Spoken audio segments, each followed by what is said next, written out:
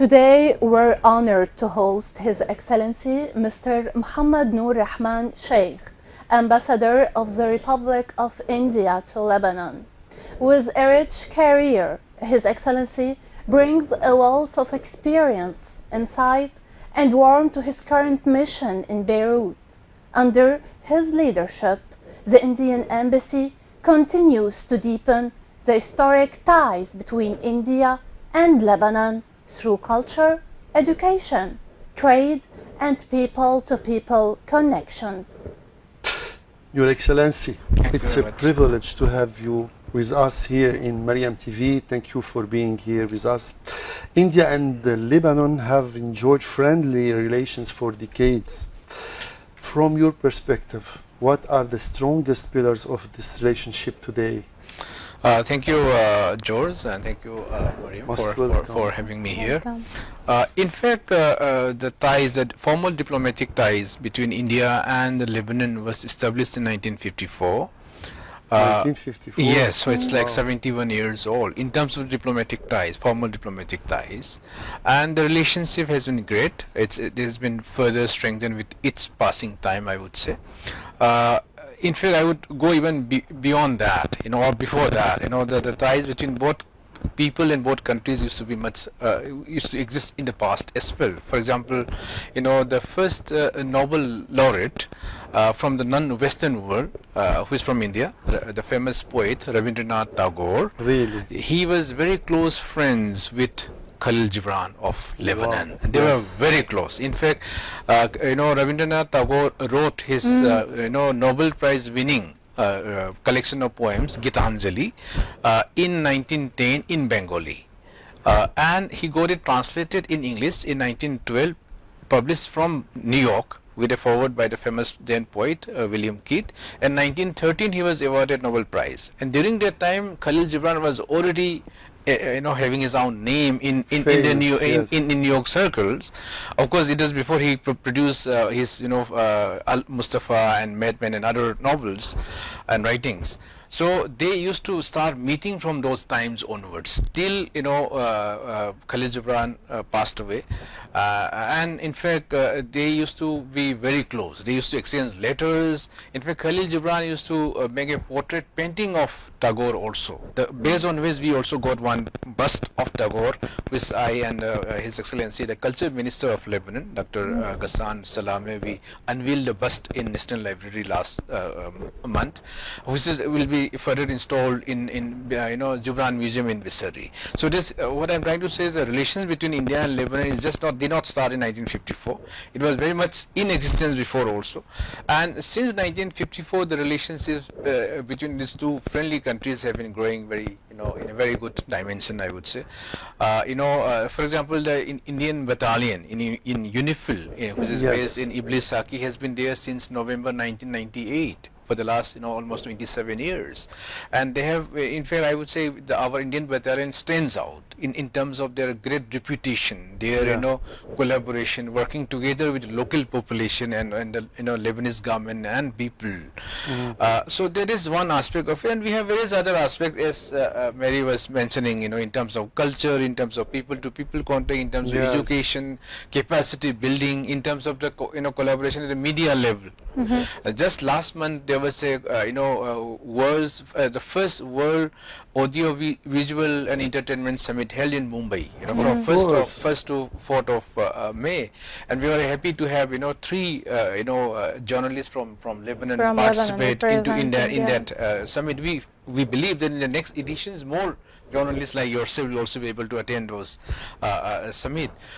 So it's happening in all sectors, I would say. There is, we provide what you call it, scholarships for, for civilians as well as for defense officers of law in various institutions of repute in India. So, for example, for the civilians, we provide about 75 scholarships every year. This we call it ITEC program. This is the Indian Technical and Economic Cooperation development program in various areas of study, like it could be on gender empowerment, finance, IT, AI, computing, finance, and various other aspects of it, health, hospitality, and all those things. So what these courses are short-term courses, like from a week to about 2 months kind of thing, and everything is taken care of by the government of India. So it's a fully paid scholarship programs. We are actually open it to private professionals also, dealing with media, dealing with judiciary, or legal practice, or any kind of professional expertise. So this is also taking place. We also conduct a lot of events from the embassy in terms of culture as well as business, I would say, in terms of cultural ties. The bilateral trade is going quite well between both countries. Prior to COVID, it was just about $200 million between India and Lebanon. In 2023, it actually reached $600 million. Wow. Yeah, so it's kind of tripled the volume. Of course, last year it was a bad year exceptionally because of the war and other global supply chain disturbances. Still, it could reach about $500 million. So we are expecting that in a couple of next years, with the kind of enthusiasm shown by both sides, both at the government level, at the business community level, at the people-to-people level, I think the bilateral trade between India and Lebanon should be able to cross $1 billion easily. In culture, in terms of culture, in the embassy, for example, we like the Indian culture. Yes, I am. Too much. Yeah, thank you very much. If you remember, Mary, we raised up on watching Indian movies. Yes, Exactly, Bollywood. When we were child. Very much, and we are aware of this. And we cried. Yeah, I know. So Always it's emotional. Yes, very much. So in the embassy we have a dance teacher, Indian dance teacher. Yes. So he provides yoga classes as well as dance classes for free for the Lebanese. Here Yes, in in the Lebanon. embassy. Yes, in the Yeah. embassy. Bravo. So a lot of I know. Lebanese friends For free. Yeah, for free. Yes, every day in the evening. They have these classes. For Bravo. Monday to Friday. The embassy is always active, Yes, it's Excellency. always we are Very active happy. Yeah. embassy. Yeah, we are very happy to have these good partners, in Lebanon also. Like so, whatever we propose and we kind of provide, there's a lot of acceptance in a very very, in a very gracious manner, and we are very happy about it. The relationship between India and Lebanon is very mutual. Do we have business trade in common with India? Yeah, I was just saying that, like we have now at the moment about $500 million. It should go about $1 billion soon. There are companies which are big companies who are based in India, which are Lebanese companies. Lebanese which are company in based India? Mostly in the engineering sector, garment sector, and things like that. Some of them employ actually up to about 3,000 engineers and design engineers. Bravo, bravo. Similarly, there are a lot of scope for a lot of things to be sourced from India for Lebanon.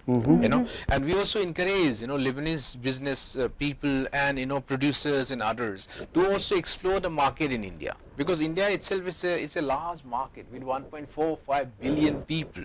Wow. So anything that Lebanon produces and needs a market, India is always welcome to receive that. And also India is India also welcomes any kind of sourcing of any items for Lebanon. So at the government level, at the embassy level, we are always there to assist in this process also. So there are a lot of things. I think as we discuss, a lot of more facts will come out. Yes. During this interview, Mary. Your Excellency, I believe that you arrived at a time when Lebanon was facing several internal and regional challenges. I believe in August you will complete the second year. It's true? Yes.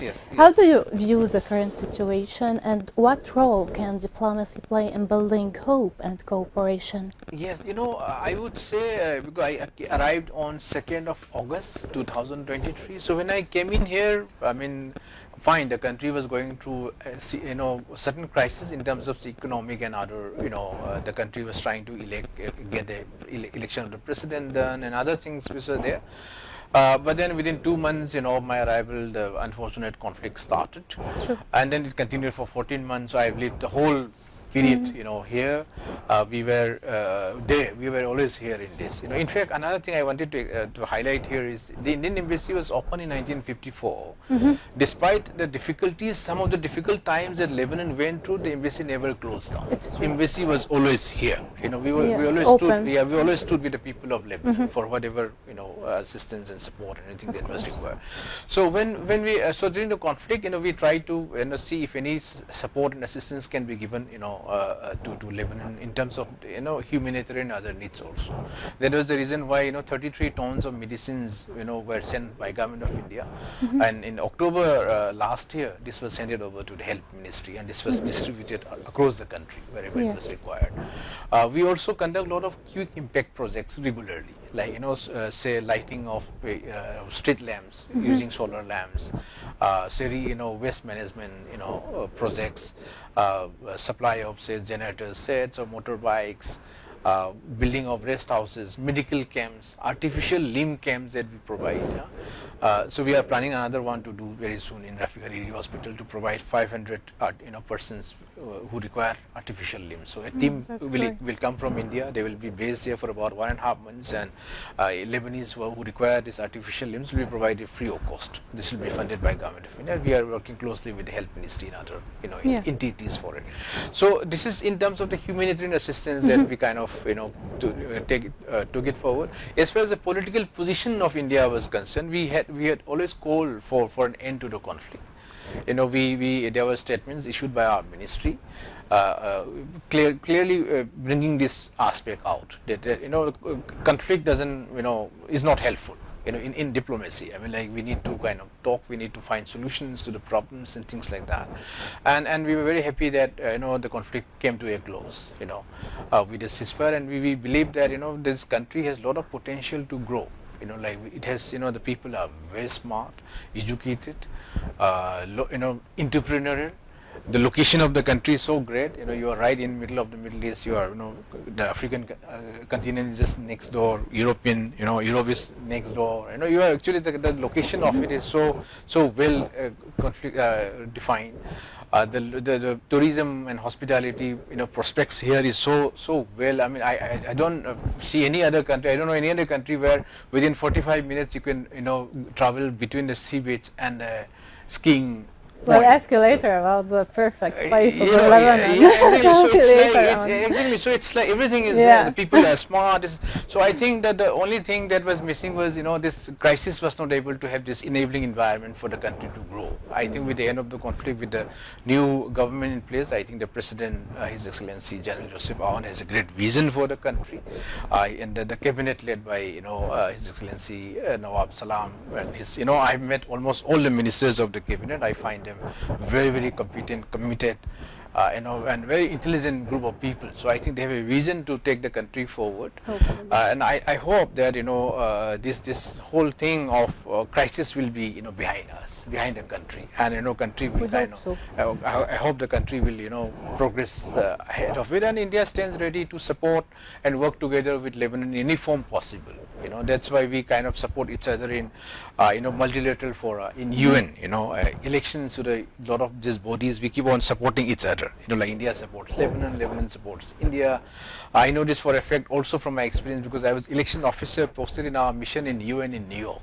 So I used to work very closely with my counterpart from Lebanon for all these aspects of it. So we're very close. Both countries are both these countries have a very believe in democracy, in diversity, in secularism, and in inclusive growth and things like that. So I think that's where we feel that Lebanon has so much potential to come out of this crisis, and I think that some of the critical steps already taken by the new government. Say, how could you have? Yes. How could you have? This is what I was saying. In terms of support, in terms of capacity building, we are always there. In terms of training of personnel and other things.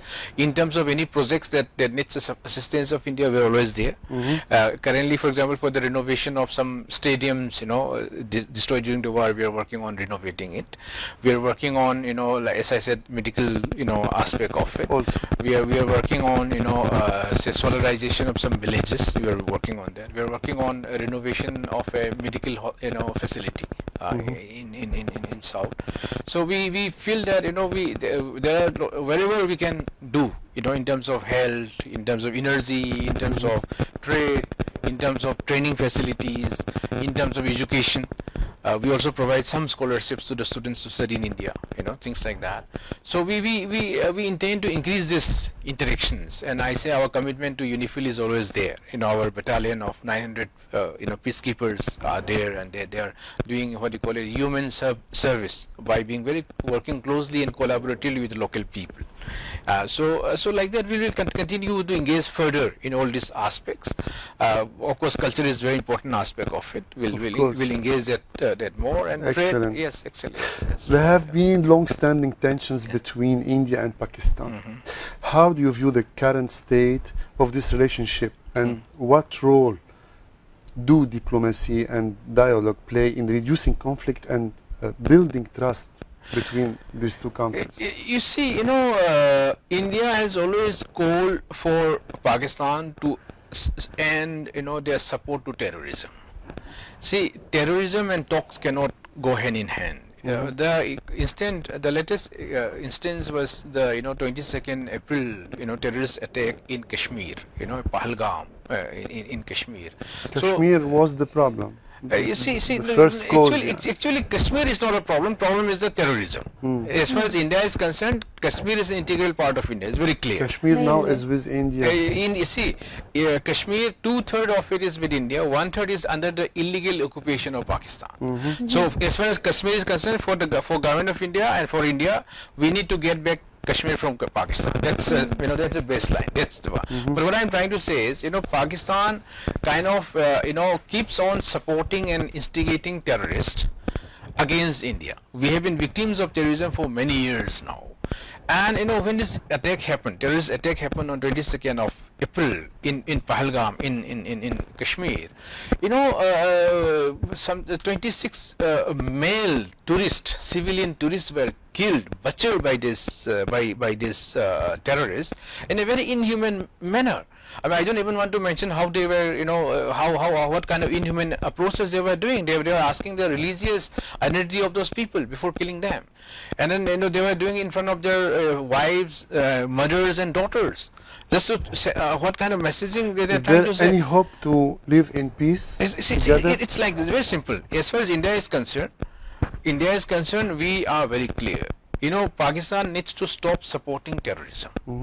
There is a deep sense of peace in Indian philosophy. Yes, certainly. Gandhiji, if you talk about Gandhiji, if you talk about Indian ancient philosophy, it's a Vasundhara Kutumbakam. We believe in the fact that world is one family. Gandhi was the role model for peace.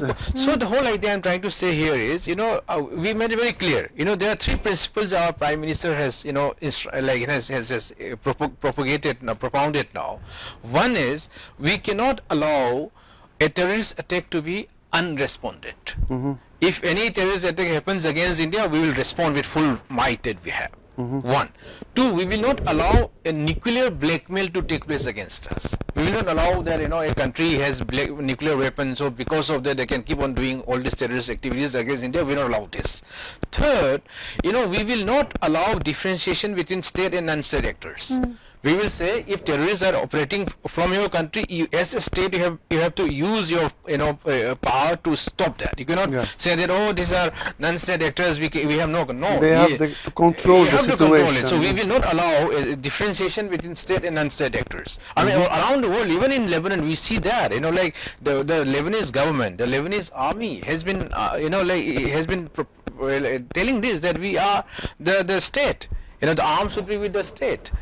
Like in a country like Lebanon, India, I mean, like with a country population of 1.45 billion people with such huge infrastructure in every aspect of it, Pakistan with claiming with large army, this and that, they cannot say that the non-state actors are different and state actors are different. That we will not allow. So our Prime Minister had made it very clear. So so what happened was, on 22nd April they had this, they instigated a terrorist attack in India. 26 people were killed, out of which 1 was a Nepalese, 25 were Indian, all males, killed in front of their family members, women, all girls and mothers and wives. And then we waited for 2 weeks what Pakistan was doing against this terrorist attack. What they did was, they started a wrong narrative everywhere in media, social media. This is saying, raising all kind of false flags. So what we expected was that Pakistan should have actually condemned the terrorism, and they should have started taking action against those people linked with that. Instead of that, they were going in a different direction. So on 7th of May, India launched attacks, targeting this, terrorist sites. There were 9 sites attacked by India. 6 of them were in the Pakistan occupied Kashmir, and 3 were in the Pakistan territory. And this was attack, and about some obviously terrorists were killed. Yes. And terrorist infrastructure was destroyed. Now instead of, and then we call our Director General of Military Operations called up the Pakistani counterpart and said, fine, we have attack those terrorist sites. We did not attack civilian sites. We did not attack any military sites. So that's it. So our target is very clear. Then the Pakistani side, what they did was they retaliated to our military sites. So it continued for about 3 days, from 7 to 10. Of course, when they retaliated to our military sites and even some civilian casualties happened on our side, we also, of course, use our full military, Air Force and Army, and of course Navy was put on alert and all. So this was the thing that happened within 3 days, and of course when certain things were hit on their side, they realized the weight of it, and then they called, their DGMO called Indian DGMO and offered ceasefire. India said, fine, we will agree for the ceasefire. Unfortunately, even after India agreeing for a ceasefire, they again started attacking our military positions. So we had to come and say very clearly, if you do it, we are not going to kind of stop it. So as of now, we call it Operation Sindoor. Sindoor is, the Indian ladies put a vermilion in their forehead. This is an indication that you are a married woman. Yeah. So because their husbands were killed in front of them, so the operation we name is Operation Sindoor, kind of giving respect to the woman, whose husbands and whose male relatives were were killed so mercilessly. Yeah. So for us, Operation Sindoor has been halted, but we have not closed it down. No. We are looking at how Pakistan responds to it, how they react to it. They should stop supporting terrorism. That's it. See, for us, it's very simple. If they stop supporting terrorism, if they take a stand, they are not with terrorists. They start taking action against terrorism. Fine, but we cannot have terrorism and talks to go hand in hand. Yeah, That's very clear for ماري our إذا بعد عندك أسئلة بهالإطار حتى ننقل على الفقرة الثانية. Yes, shall we watch the movie before moving to the personal Sure. questions? خلينا نشوف فيديو سوا وننقل على الفقرة الثانية.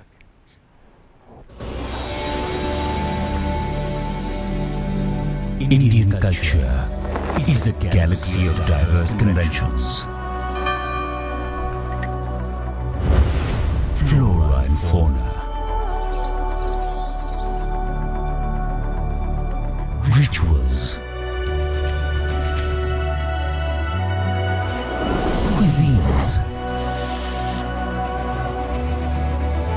costumes, artwork, handicrafts, music, dance,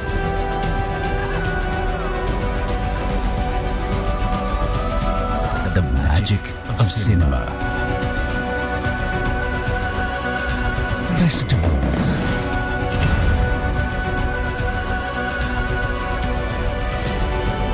folklore,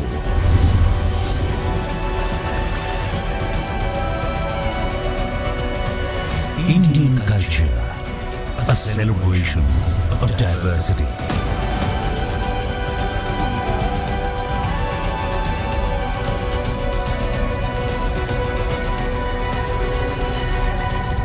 Incredible India. Truly incredible, Excellency. Incredible. Root shapes character and ambition. Which region of India were you born in? You have a Chinese eyes. So I was born in a state called Manipur. Okay. So Manipur is in the northeast part of India, and my house is like just about 70 kilometers from the border with Myanmar. That's So this is the northeastern part of India. So we have some origins Close to the Far East. to the something like to the Mongolite, lineage. So there are a lot of history of mixed cultures, mixed civilizations, and syncretization and things like that. So we are from that region. Yes. Yes, yeah. How did the environment you grew up in shape your personality? Well, the place I belong to looks very similar to Lebanon. Really? Yeah, in terms of the climate, in terms of the green mountains, rivers. These are perennial rivers. Green paddy fields, and people are very simple, plain. Not you raised up in a poor family? Yes, I would say a humble family. My father in a was village, you mean? Yeah, we call it. It's a town. It's a town. So my father was in the police. He was a junior, level officer of the police. He was severe with you. I had a lot of awe and respect for him. It's not like that he would beat me or anything like that, but any word that he speaks, I would. You have to obey. I'll have to, because I know that what he is saying is correct. Following the rules. What he is saying is correct. So there are so many anecdotes that it comes to my mind. When I give advice to my children or my younger brothers and sisters, and what my dad used to tell me. How much those are instructional and so much valuable in purpose. So I remember an instance. It used to rain a lot in my place. So we used to go to. I used to go to school by bicycle. Oh wow! So you go in the morning, you clean your bicycle, go to the school, come back, and by the time you come back in the evening, it's already dirty again with mud. Yeah, so you with should mud. clean it. Yeah, okay. So the idea is that you should clean it so that by the next day you go, you are actually also going in a clean bicycle.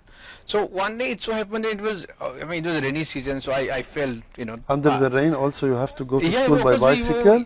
we used to While carry an handling an umbrella umbrella, or a yeah. raincoat. That's normal over You there. had a difficult life. Yeah, there was no, but there was normal. There was normal during those Normal days. for you, Yes, yes. normal, yes. So one day I thought in my mind, okay, why should I clean this? Why should I spend time in cleaning this the and bicycle. putting energy? Anyway, it's going to And get your dirty. shoes also. It is going to get dirty next, and then when I Anyways. come. Anyway, so I should just go like this. Let it go. So I was just doing like that, and then my father saw me Yeah. leaving the house. He said, what happened? You didn't you didn't clean your cycle today. I said, yeah, I thought maybe it's like going to rain, and what's the point? Yeah. So he said, oh, is it so like that? So after, when we eat food, that place, we used to eat food with our hands. We don't use our, He said, crockery. don't wash your hand today. Yeah, and then he said, after eating food with your hand, don't you wash your hands? Yeah. It's a very simple statement. He lets you think. And then I just About thought, how is it possible? I'm eating with, I'm eating rice and, curry with hand. And can I just go without washing my hand? Then, it immediately struck. I said, let me first wash my bicycle and then go. So, everything that we do, the statements that he used to tell us, the instructions that he used to give was very, very far reaching. And it actually played a lot of role in my progress. And, So a very important role your Yes, family yes, play of course, yes. in shaping your Of course, values. of How course. many siblings? Oh yeah, do you so have? I'm the eldest of 8 of us. In fact, we were 9, so 3 sisters and 6 brothers. I'm the eldest of all. Okay. One of my sisters, she died of a burn when she was just 2 years old. But so all remaining 8 of us are alive and doing well. And I'm the eldest. My next one is a politician. He is a member of Legislative Assembly of Manipur Assembly. Okay. So he's a deputy All right. in Manipur. Then another brother is a senior government official in the state governorate or state government. Yeah. Then another one is in legal practice and also does business. Another one is a dentist. And the other one is studying to become a doctor, medical doctor. Medical doctor. Yes, and the two sisters are one is a postgraduate in political science, so she Very big family. she teaches. Other one is a dentist. Okay. Yes, so our house, like in terms of like my wife is a medical doctor, Wow. Yes, he's a okay. medical doctor. Then my, brother who's in politician, who's the deputy, his wife is a senior official of the government also. And so doctors, so if you see in a house, like it has all the varieties, in politics, diplomacy, medical field, That's dentistry, wonderful. legal profession, An business. educated family, you mean? Yes, it's all and all united. We like when we back at home, so whoever is staying together, they just operate from one kitchen. You reunite occasionally. No. What I mean is that there's no separate kitchen for different families. This is one common kitchen. Did wow. your So- mother encourage you to Yeah. study too much? You see, study for us was very natural. There was nothing like, and of course, when we were very small, they used to say study and all those She things. was But supportive. yeah, but it was just not study, I would say. We used to do football, we used to do hockey, cycling, swimming. Sports, yeah. So it's like, you come back from school, say around 3 o'clock. So from 3 till sunset happens very early in our place. Yeah. So around 4:30 or so the sunrise you will set. So from the time we come to school until the sunset, we are all outside the house. We are doing something, playing something or the other. So we used to do a lot of outside activities, which I see very rarely now. Now it's more into this mobile Into and tablets, iPad and all Yeah. those things. unfortunately. Yeah, so during our times, for Nobody example, play now. yes, and during Children our time, for doesn't example, play. yes, like on a Saturday or a Sunday, we used to watch TV for half an hour or 1 hour. That 1 was it. hour That's only. it. Yeah, That's it. and also we didn't Yeah, have it. you We have didn't, to sleep early Yeah, so we also. didn't have a TV in our house. So there, in our locality, there was one house which has one TV. So we all used to go there. Whoa, all watch the this. neighbors Yeah, go to, to this house it was to like watch a theater. TV. Everyone will be there, watching a particular soap opera, about Indian epics, Mahabharata and Ramayana and things like that. So that was a very different times. If we look back now, it seems it was a very hard time. But we all, were doing it very fine with it. Every day, I remember when we were in class 11 and 12, so we had to go to the school and go to take some tuitions in physics and chemistry and math and things like that. So I was just calculating one day how many kilometers I would have cycled in a day. In a day, it would be about 100 kilometers. Wow. Every day. Every day? Every day I would be cycling for about 100 kilometers every day without a thinking in my mind that it's a hard thing. Yeah. And then the day would start around 4 a.m. in the morning, because 5 o'clock. Wow. At 4 a.m.? Because the sunrise happens early, as I said. Sunrise would be around 5 a.m. So by 4 we are up. And then we sleep quite early, by the way. At what time? So around 8 or 7, around 8. around Around dinner is around 6:30. 8 p.m. So that was the routine we had. But as I said, we're going to several places in cycles, in the school, to the tuition center and others. But you never feel tired about it. Yes, I see. You are like, you are into that mood, Full Yes, energy. yes. Exactly. Excellency, Yes, yes, India yes. hosted Mother Teresa, Yes. and she set out to change the face of the world. Yes. Were you proud of her mission to spread love Yes. and serve the poorest of the poor, Yes. or was she initially persecuted in the beginning? No, every Indian is proud of what she did in India Yeah. for Indians and for humanity. And there is a reason why she was so. Hindus also. Everyone, and Muslims yes, also. everyone. Because when she helped, lepers and She helped terminally, everyone. everyone, Yes. irrespective of that one has to belong to a particular religion or not belonging to any. Not like that. She was helping everyone, lepers, terminally ill people, most vulnerable people, poorest of the poor, and as she said, a life, if not lived for others, what is the purpose of that life? And then the whole, the winning Nobel Prize in 1979. She came to India around in 1940s, Yeah. and then winning it, in 1979 for the work that she has been doing in India, missionaries of the, charity of sisters. Missionaries of charity. Yes, and this is like, and every Indian is proud of her.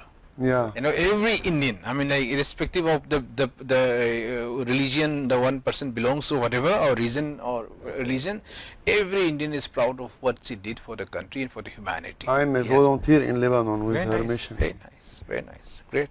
Yeah. It's a great thing, actually. Yes. I hope Yeah. one day I can visit Oh, yes. India to visit her tomb. Why not? Why not? Yeah. Yes, most welcome. We'll be happy to assist. Yes, Mary. sure, sure. In a country as vast and diverse as India, does the treatment of women differ between regions or communities? You know, in the Indian context, philosophy, woman, occupies a very, very high position. If you see, They have high authority with high positions as well. Yes, Prime high position. Minister, for example. Yeah. I mean, like, this is a recent story, recent history, I would say. But I'm talking even the past. If you see, Yes. women have always played very, very important roles in royal palaces, in philosophy. In various aspects of it, women have always been held in a very, very high position. Of course, there were some times, where, say, for example, bad things like, female infanticide, or child marriages used to happen. But then this was again corrected. Laws were brought in. These were made illegal. Societal reforms took place. Reformers like Raja Ram Mohan Roy, of 18th century, was a great reformer. He kind of, did a lot of work on that. So if you talk of now, women in India are very empowered. We have had, of course, the Prime Minister Indira Gandhi as one of the most, important prime ministers of the country. We now have a bill. We call it a women reservation bill, which has been passed by both houses of Parliament. As per this bill, 33% or 1/3 of the seats of the Parliament have to be reserved for the woman. Oh, that's great. So the law totally protects the women Yes, in all terms. Yes, and any recruitment that we do for any public, bureaucracy and other things, there is a, what you call it, positive consideration for women.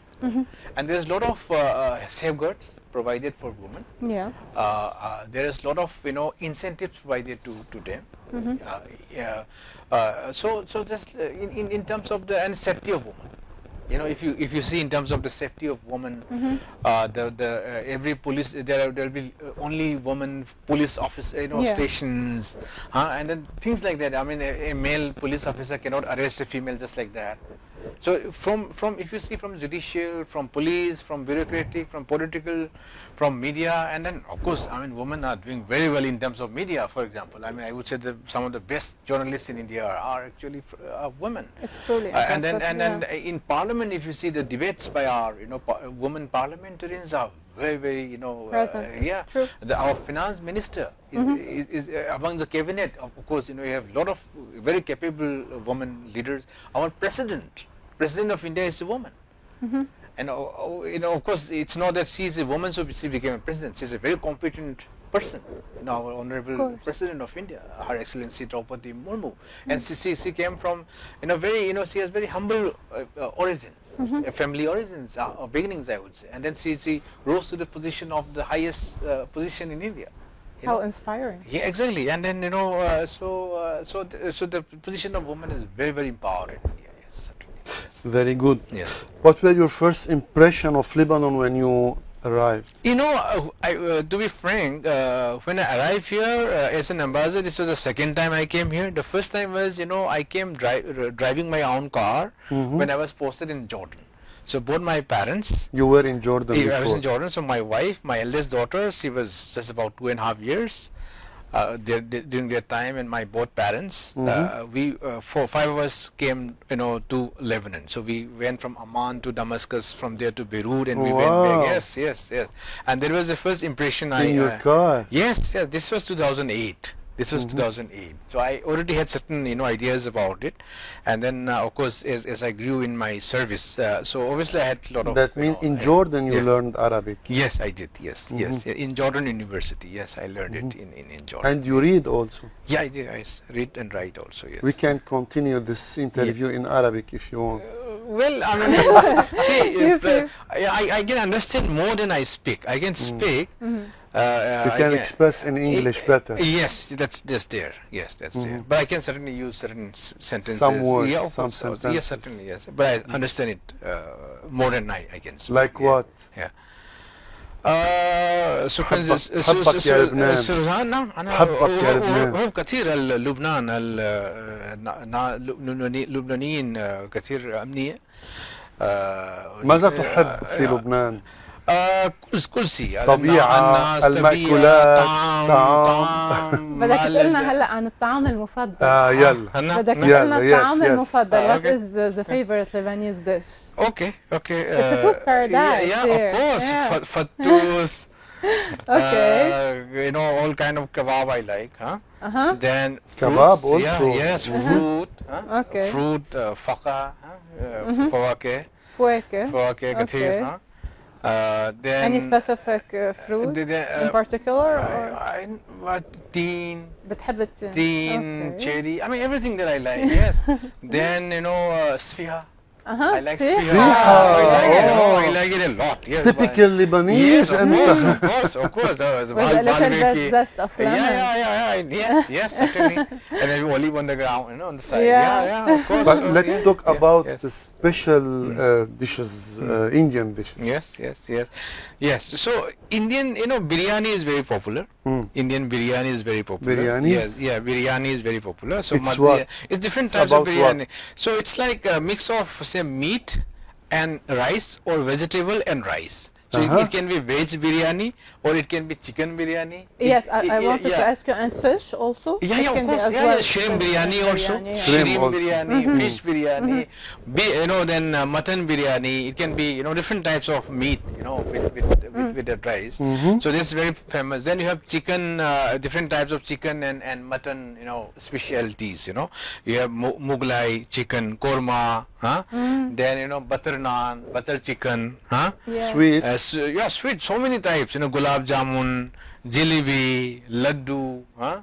So many types of and depending on the particular region, like food, for example, if you go to South India, you find dosa, idli, sambar. This is in South of India, Yeah. very healthy food. If you then, you know, rice is a staple food in South and East part of India. If you go to the West and North, roti, the roti or khubz. Khubz is the main staple food. With, you know, vegetable, you know, so with mix You of eat vegetable. without bread. Yeah, with bread or without bread. Yeah, some take You it can like have. my For pla- example, you eat the rice with your fingers. Yeah, mostly yes. If you Mostly, see, yes. if you see in your houses, you know, you actually eat with your fingers. Yeah. Why without spoon, for No, example? because, you know, as I said, you know, if you go into history, people live a very simple life. It's a People culture. used to eat in the, you know, leaves of trees or banana leaves, you know. So I remember, you know, during the feast or marriages or a big feast, you actually eat on the banana leaves. They use as a plate. Yes, The banana leaves. Yes, as they a use plate. You as a use it as a As a plate. plate, Yeah. yes. Ah, So okay. you put your stuff there. Your rice, and your veg rice on the and leaf. dal. dal, lentil, dal, huh? Or meat or veg into Yeah. that. And eat How it, did yeah, you meet yeah. your wife? Oh well, you know, I and we belong to the same. She's your first love Yeah, of course, yes, of course. So at 25 years old. you know, see, probably the feelings were there already earlier also, because see, when she got through for her medical entrance, so getting admission in a medical college in India is very difficult even now, but during our time it was much more difficult. The number of seats were very less and the number of applicants are much larger. So in her time only 34 candidates were selected from the state. Wow. 34 candidates only. 34 candidates. Only were Only. selected for a medical admission From all from the the... state of Manipur. Yeah. So everyone, you know, everyone who got through. Wow. It's a big thing, you know, like after your schooling, you know, one has to appear in the exam, entrance exam, and getting through. And these are all going for the government colleges for free. They don't spend money for this education. They don't pay money in Yeah, the very few university. money. Just maybe $100, something like that. So it's all free. It's all by the Symbolic. They pay symbolic, yeah, $100 symbol. Yeah, for so it's all by example. the government. It's a government medical college. So when she got through, she became very known. So it was Yeah. all in my mind, you know, like Yeah. she's a very intelligent girl, things like that. Then the next year I also go through my, you know, in one exam we call it National Defense Academy to become an army officer. So I was trained to be an army officer. Yes. ضابط بالجيش. Yes, for 1.5 years. So I also became very, you know, Known. You know, like someone getting into this, you know, and from my state there were just 6 people who go through this. There are 330. Just 6. 330 from whole of India, and from the state of Manipur only 6 who got Wow. got through. So again, you know, my name was very, you know, Famous. And both of us belong to the same community, and so it was again more specified. And then we were always thinking about it. And then what happened was after I became an officer, after I completed my university, I became a diplomat.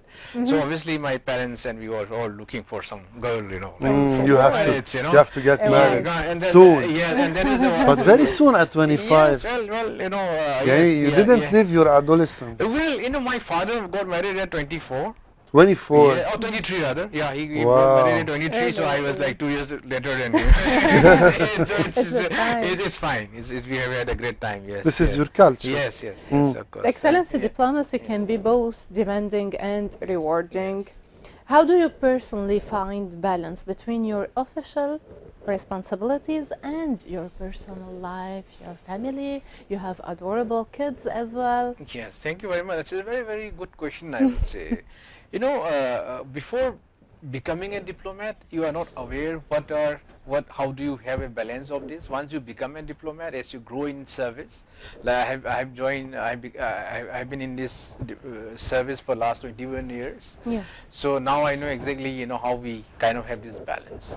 Of course, I have 4 kids. The eldest one, 2 daughters and 2 sons. The eldest daughter is in AUB, just completed her freshman year. Other 3 are in American school here. It's very simple. It's like that. When you have work, you focus on your work. You cannot have a priority of the personal aspect over your official work. So because the primary indicator for me or is that I'm a diplomat. So my official obligations would always have a priority over my personal, and my family understands that. Yeah, they are supportive. Yeah, of course. Totally There were times when I could not see my children for days together. How many children you have? I have 4 children. 4 children, yes. So particularly, I remember when I was posted in Jeddah as consul Hajj and then as consul general. I was there for 8 years. So because Jeddah has about 1 million Indians within the consular jurisdiction of the Indian consulate in Jeddah, and about 200,000 people came for Hajj.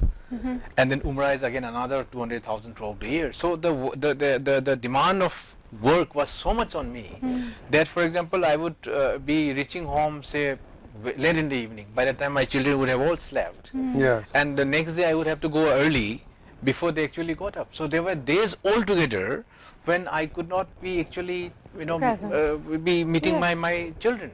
Yes. But all of them understood that this is Did they live the conflict for moving from a country to country? Well, as children of diplomat, I think they kind of enjoy this process. They enjoy this process. Because we were in Jeddah and we went back to India. They have to live it's a whole experience. their friends also in another country. Yeah, that is there. So we went to India. So as we were in India for about 3 years. So by the time it's about 2 years, they start asking, when are we going out on a posting? Yeah. Now we are 2 years now here In Lebanon. 2 years. So they know that we have to move somewhere else. So they're enjoying it. Suddenly they're enjoying it. They are enjoying their friend circle, their school, university, house, and everything. But at the same time, they're aware that we have to make a move. Next destination. Next destination. So they start asking, where are we likely to go? You have a daughter in the university now, no? Yes. Of course, she will probably continue, to complete her university and all. But the whole idea is, like this whole thing is a process. Excellency, what moves you to tears? Well, when I see a poor person who genuinely needs help, that kind of makes me quite emotional. Because from our, the upbringing that we have had, my great grandfather and my grandfather, they were like, they were like, what do you call it? Their whole life was dedicated to helping the poor people. Poor people. Yes, to help the poor people. And you have a lot of poor people in India. Why? Well, I tell you the history for it. When British came to India as colonizers. British, yes. Yes, Armies. the time they came, India was the richest country in the world. Richest country in the world. Yes, India's contribution to world GDP was about 24%. 1/4 of world's wealth was in India. They came, looted the country, They deprive everything. You know, they kind of, for example, weavers. They used, or farmers. They kind of cut off their sources of income. They looted everything back to India, to England. To England. And then brought the finished products to India. Now you are doing the inverse. Now you occupied the Indian and Pakistani people. They occupied British. So when Britain left India, India's GDP reduced to 3%. Oh. So the loot happened during that period. So, and say another thing, there's a report by World Bank recently released, which says that in 2011-12, India's poverty was about 27%. People living below poverty line. This has been reduced to about 4% now. Oh. So this poverty thing, it's a misnomer. You know, like when you say about India, India is a poor country, a lot of poor people, this and that. This is a correct thing in the past, but not anymore. So we have just about, but if you go by the, absolute poverty line, we are actually just about 1% below the absolute poverty line. If you take like $2.15 per day, if the person is earning less than that, that is just about 1%. Now if you say $3 per day, that's about 4%. Okay. So actually it's improving much faster rate. We believe that in a couple of next years, poverty will be wiped off from India. Because government has come up with lot of schemes and lot of projects in India. For example, we use IT, digital infrastructure for delivery of public services. So in India, you see, anyone can open a bank account at zero balance. You don't need to keep money to open a bank account. You don't need a minimum maintenance charge also. There's no bank charges also. So anyone can open a bank account in any bank. So It is they by provide- law. It's by law. By law. A law, a bank cannot refuse someone to open a bank account. Earlier, only rich people could Yes, open of bank course. account, not poor people. Of course. Now everyone has a bank account. Number one. Number two, everyone has got a unique ID number. It's a 12-digit unique number. So everyone has got a number. Like if it is called Aadhaar number. So I have a unique Aadhaar number. So India has 1.45 billion people. Almost everyone has a Aadhaar number. Number two. Number three, everyone has got a phone number. Yes. Because phone in India is very, like the data services or the phone line services are very, very cheap. I mean, you see, in a month, just to run your basic apps and WhatsApp and others, maybe with 10 rupees you can manage it. So 10 rupees would be about 12 cents. You deal with dollars also? No, we deal in rupees. Just rupees. Rupees, Yes. yes. So $1 is about 85 rupees. $1 Is 85 rupees. Wow, So very yeah, good. Yeah. So 10 rupees, 1 month you can maintain your digital services. Yeah. So what has happened is, if you go to anywhere in India, you don't need to carry your cash. You don't need to carry cash. Good. Even persons, for example, an old woman from a village Yeah. selling some vegetables from her kitchen garden, that person will also have a QR code where you can make the payment from your mobile, from your UPI platform. We call it Unified Directly, yes. Payment Interface. You can pay to her account immediately, and she receives it immediately. So there's no need for a change to be made, cash to be given, and change to be returned. Nothing. So this is just kind of transformed the whole country's outlook. Then we have come up with lot of infrastructure development work. There is this huge highways being built from north to the south to the east to the west. In fact, Prime Minister just inaugurated few days before the world's highest rail tunnel network in Kashmir, over the river of Chenab. So this is like world's, it took many years to build it, but it has been built now. So everywhere it's connected. We have 149 functional airports in India. 149 airports. So you want to go to anywhere in India, you can go by flight. Wow. Yes, and the idea is to increase it to another to around. a big country. Yeah, yes, and then big and well connected. Ports are modernized in a big way. Mumbai port, Kandla port, both in east coast and south, west coast. Then we are working a lot on the inland waterways system. We have a lot of big rivers, Ganga, Jamuna, Brahmaputra. So we are using it for transportation. Indian citizen, Yes. he cannot discover all India. Not possible. No Not possible. possible. Yeah, not possible. I mean, like, you know, how many places, you know, it has so much هي diversity. شبه قارة. Yeah, Exactly. it is. It's a current. Qara. It's a current. Yes, we go to the subcontinent. There's Yes. always So new you have Continent. mountains. discover. You have mountains, snow-clad mountains, Yeah. steep mountains, deserts, peninsulas. You know, sea beaches. Everything is there in India. You know? Do you have any Yes. personal hobbies? Yes, I do. You do it in Lebanon? Yeah, Like what? in fact here, you know, Sports yeah, hobbies? sports. So I picked up, you know, tennis and golf. So I'm doing it quite regularly here. In fact, last month there was a monthly golf competition in golf club. I became the champion. Wow, you Yes, play I- golf. Yeah, I became the champion. Yeah. Ah, you Wow. became a Yeah, champion. Yes, thank you very much. Very Yes, good. yes, yes.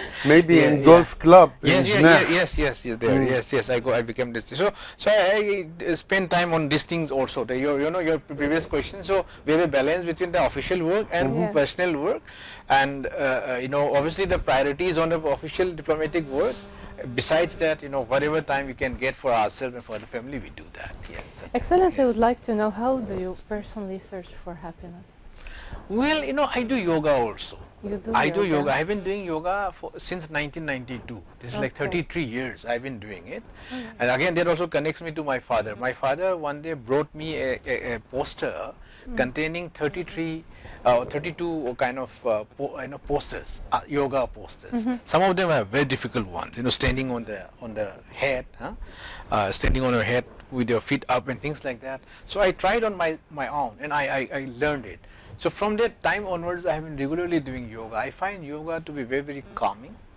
You know, helping me in a lot of, you know, balance of my mind, soul, and body. There is one aspect of it. Other thing is, you know, I meet a lot of people. I talk to a lot of people. So this also gives me a lot of perspective. You know, and I also do a lot of things to help the poor people, the needy people, the deserving people. I was just telling, you know, that what brings tears to me when I find that people are satisfied with what I am doing. I'm able to bring them out of the poverty. You find I mean, happiness yeah, in Helping. serving and helping yes, poor yes, people. exactly. Yes. I find that of great solace to my soul and my yes. All that certainly. respect. Yeah, thank you. What values have guided you most throughout your diplomatic journey?